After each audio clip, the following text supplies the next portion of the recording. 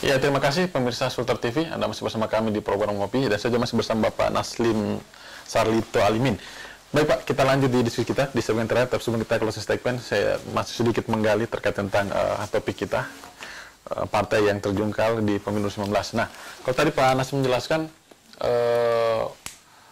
ini kan cukup rumit juga nih Pak Naslim. Kita lihat ini untuk partai melakukan konsolidasi baik di tingkatan internal partai maupun dari basis pemilih. Kali ini kaitannya untuk pemilihan anggota DPRD, provinsi, kabupaten, kota, bahkan tuh calon-calon di DPD yang non partai. Ini akan masyarakat akan harus dibutuhkan untuk memberikan pemahaman untuk cara memilih secara teknis.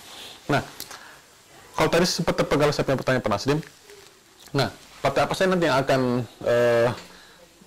apakah ini akan mempunyai pengaruh? Misalnya gini Pak Naslim, partai misalnya PKB. Yep. Dia sangat cerdas memilih calon-calonnya untuk dimenangkan di tingkat DPRD. Yep. Tetapi secara otomatis juga, belum tentu juga caleg yang dijual di tingkat DPR provinsi maupun kabupaten kota ini akan sama. Bisa jadi hanya untuk mengisi saja untuk jumlah persentase dari sistem dapil itu. Nah, kalau Pak Naslim melihat sendiri ini, apakah dari sebaran caleg yang dilakukan dari pemilihan partai-partai politik ini, ada yang memang melihat potensi itu, bahkan dia sudah mengukur untuk DPRD kami punya ini, tingkat provinsi dan seterusnya ini, dan sama dan mudah sangat dijual. Nah, tentunya dengan sebaran caleg yang dilakukan dari parpol ini, tentunya akan bisa diukur nantinya siapa-siapa yang akan bisa terjungkal, siapa-siapa yang bisa bertahan dan yang berada di juru kunci. Nah, kalau dari Dahlil sendiri melihat seperti apa nih konstelasi yang dibangun dari parpol sendiri? Jadi kalau kita lihat Bapilu di masing-masing partai tentu sudah akan menyusun strategi. Bahkan mereka sudah menyelesaikan diskusi tentang siapa yang ke DPRI, siapa yang di provinsi dan kabupaten kota. Mereka sudah memfinalkan itu dalam bentuk DCT yang disetor ke KPU. Tapi kemudian sangat ditentukan, lagi-lagi saya bilang, ini konsolidasi partai menentukan hasil A, B, dan C. Atau menentukan jumlah 3-4 kursi di masing-masing level lah. Nah, yang kita lihat hari ini, beberapa partai yang lebih siap itu memang partai besar. Secara otomatis kita lihat satu elementari dasar pilgub kemarin ini masih hangat. Ini dimanfaatkan dengan baik oleh Demokrat, dimanfaatkan dengan baik oleh Gerindra, dimanfaatkan dengan baik oleh PD Perjuangan. Ini yang kita lihat jelas, gitu dia. Jadi kalau kita mengambil langkah singkat atau kesimpulan awal, yang paling berpeluang kita bisa sebutkan orang-orangnya berdasarkan masing-masing partai. Sebut saja ada di Demokrat ada 2 orang yang sangat berpeluang, Pak Umar Alsal dan Pak Rusda Mahmud. Di Demokrat sendiri itu seperti itu. Kemudian di PD Perjuangan ada Pak Hugua sendiri dan ada Ibu Nirna lah. Kemudian kita lihat hari ini makin menggeliat lah. Kemudian di Golkar ada Pak Ridwan Bayi juga yang berkontribusi. Gitu. Nah, orang-orang ini yang kemudian dari partainya sudah ditargetkan untuk menjadi anggota-anggota DPR. Demikian juga yang ada di provinsi. Pada level ini mereka sudah sangat mengatur. Namun kalau kita lihat pada partai-partai yang kecil, ini usaha mereka berjibaku dengan elektoral dan siapa yang dipilih gitu. Karena kan untuk mencukupkan kadang-kadang mereka asal milih nih.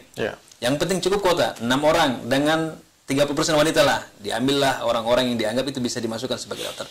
Nah, itu yang akan berakibat buruk terhadap elektoral partai gitu dia. Jadi ditambah dengan masalah baru, bukan masalah sebenarnya, metode perhitungan saintis legumur ini membuat PR bagi partai-partai kecil. Nah, sehingga konsolidasi partai akan menentukan warna pileg 2019. Seperti itu model yang akan terjadi di 2019 ini. Kalau dari partai-partai penguasa saat ini, khusus untuk di tingkatan provinsi maupun kabupaten kota sendiri ini, mana yang akan cukup terancam nantinya kalau Pak Naslim melihat sendiri? PAN kemungkinan akan kehilangan 1 kursi di DPR RI. Nasdem masih akan kita tanyakan konsistensinya. Nah, yang lebih aman itu 4 partai besar, saya pikir kita tinggal menunggu hasil lah. Karena mereka sudah punya basis massa, basis pemilih, dan basis wilayah. Itu dia. 4 partai besar yang disebutkan ini, PD Perjuangan, Gerindra, Golkar, Demokrat ini hampir kita pastikan tidak akan kesulitan mengirimkan wakilnya ke DPR RI. Bahkan di level provinsi pun. Nah, PAN, Nasdem ditunggu kiprahnya. Dan partai-partai di bawah ini yang akan kita lihat konsistensi apakah kemudian mampu meningkatkan elektoralnya. Sebut saja PBB dengan mengkooptasi beberapa tokoh-tokoh besar di calegnya ini, mampukah mengangkat ini? Ini pertanyaan. Tapi memang nanti kita akan lihat pada uji Februari, mudah-mudahan kita bisa lakukan. Itu coba akan kita seberapa besar kemampuan partai dalam konteks elektoral hari ini menghadirkan caleg-calegnya di berbagai tingkat, DPR RI, DPR provinsi, kabupaten dan kota. Kita lihat seperti itu. Ya, kalau Pak Naslim melihat sendiri dari khususnya untuk di tingkatan provinsi kalau kita lihat, nah apakah ini akan terjadi perubahan drastis nantinya? Kalau tadi melihat ada figur-figur besar dan mungkin pengaruhnya dalam perolehannya akan partai ini siapa yang akan berjaya khususnya di tingkatan provinsi. Kalau tadi di tingkatan DPR kan sudah bisa kita analisa dengan hitungan tadi. Kalau provinsi sendiri, Pak Naslim melihat ini partai-partai apa yang akan berjaya dan sedikit lagi akan terjungkal misalnya. Kalau di level provinsi sendiri ini kan pertarungannya cukup menarik dan kalau kita bilang rata-rata air lah mereka punya kemampuan yang hampir sama lah. Nah, yang akan menjadi konsentrasi di Pileg 2019 adalah PAN dengan 9 kursinya.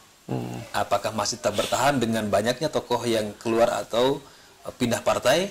Kemudian Demokrat sendiri juga mampukah mempertahankan kursi yang ada?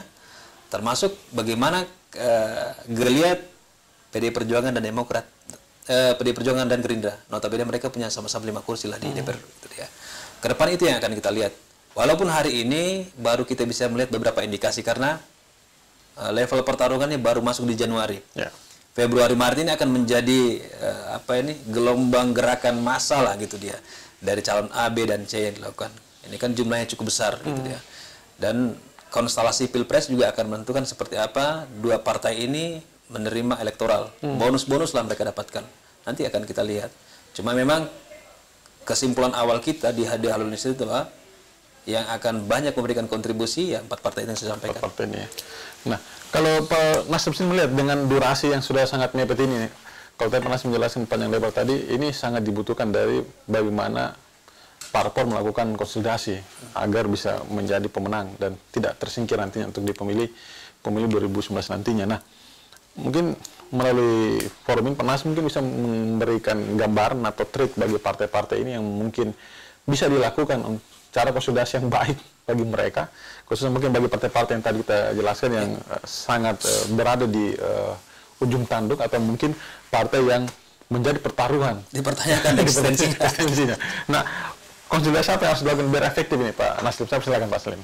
Yang jelas ada 3 elementer dasar dari pemilihan. Seberapa populer Anda, seberapa Anda disuka, dan kemudian itu akan menentukan berapa banyak yang pilih. Nah, bagi partai-partai kecil, tentu nilai kecil ini sangat ditentukan dengan nama mereka yang tidak cukup diterima baik. Ya. Bisa jadi partai itu terkenal, tapi dia tidak disuka.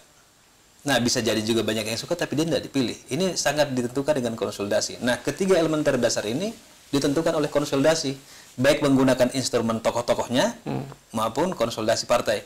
Kalau di pentas politik ini kita kenal PKS. Ya. Mereka kekurangan tokoh-tokoh sentral, tapi konsolidasi partai menentukan mereka bisa eksis gitu dia. Nah, pilihan-pilihan inilah yang akan dilakukan oleh partai-partai politik. Tapi kita kembali ke 3 elementer dasar.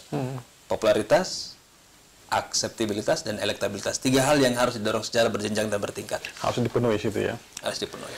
Ya, baik Pak Naslim, waktu juga membatasi kita, tapi sebelum saya tutup, saya ingin ambil closing statement saya Pak Naslim melalui ngopi ini. Saya persilakan persingkat saja untuk program. Saya persilakan Pak Naslim, closing statement-nya.